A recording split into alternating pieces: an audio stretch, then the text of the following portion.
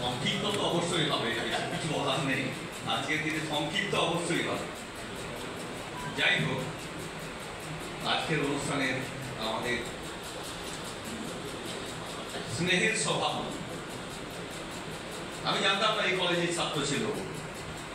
এই কলেজের জন্মলগ্ন থেকে আমি আছি 1986 সাল থেকে। তো আজই শুনলাম এত কথা হয় ওর সাথে, কিন্তু এই কলেজের ছাত্র আজই প্রথম শুনলাম। কলেজের পরিচালন সমিতির সভাপতি, আমাদের প্রিন্সিপাল সাহেব, এবং আজকে যাকে নিয়ে এই অনুষ্ঠান, সেই ধরনের একটি মানুষ, শান্তিবাবু, সবসময় শান্তিতেই থাকে, অশান্তি কোনোদিন দেখিনি। 86 সাল থেকে দেখছি তো, গাড়িতে আস্তে আস্তে হিসাব করছিলাম আমি যে ওনার কতদিন হলো এখানে। তো আমিও হিসাব করলাম 37, আর এখানে যিনি ঘোষণা করছেন তিনিও বললেন 37, আমার সাথে মিলে গেল। দেখলাম অঙ্কটা এখন কিছু মাথায় আছে, সব তুলে যায়। যাই হোক, অবশ্যই শান্তিতে থাকবেন তিনি, এত ভালো মানুষ। 37 বছর ধরে এই কলেজটাকে বহু কিছু দিয়েছেন, তার ঋণ শোধ করবার নয়।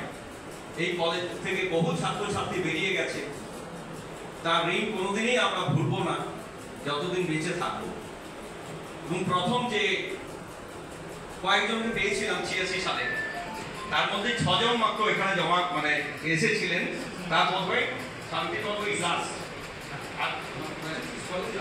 বিশ্বনাথ সাহা, তাহলে ওনার পর আর একজন আছে। মানে শুরুতেই যাদেরকে পেয়েছিলাম তার মধ্যে আর একজন এখনো আছেন,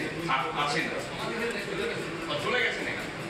যাই হোক, তার মানে শুরু থেকে যাদেরকে পেয়েছিলাম তাদের মধ্যে শান্তিবাবুই লাস্ট। তো এই ধরনের একটা অনুষ্ঠানে বেশি কিছু বলার নয়, আবার ঘোষক বলেই দিয়েছেন সংক্ষিপ্ত বক্তব্য রাখতে। ভগবানের কাছে প্রার্থনা করি যে শান্তিবাবুর পরবর্তী জীবন যেন সুখের হয়, শান্তির হয় এবং আনন্দের হয়।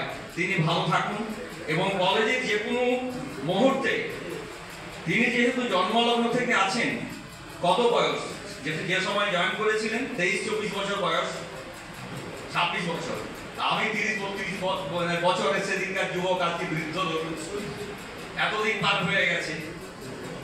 ভালো থাকবেন, শান্তিতে থাকুন, এবং প্রিন্সিপাল সাহেব অনুরোধ মতো আমি বলবো যে কোনো সময় যে কোনো আপনার প্রয়োজন হবে, প্রয়োজন আপনাকে হবেই, আপনি অবশ্যই আমাদের কাছে আসবেন এবং আমার বিশ্বাস আপনি সেটা অবশ্যই রাখবেন। এই কয়েকটি কথা বলে আপনার বারবার আপনার পরবর্তী জীবন, অবসর জীবন শান্তি কামনা করে সবাইকে ভালোবাসা এবং স্নেহ জানিয়ে আমার বক্তব্য শেষ করলাম। সবাই ভালো থাকবেন, নমস্কার।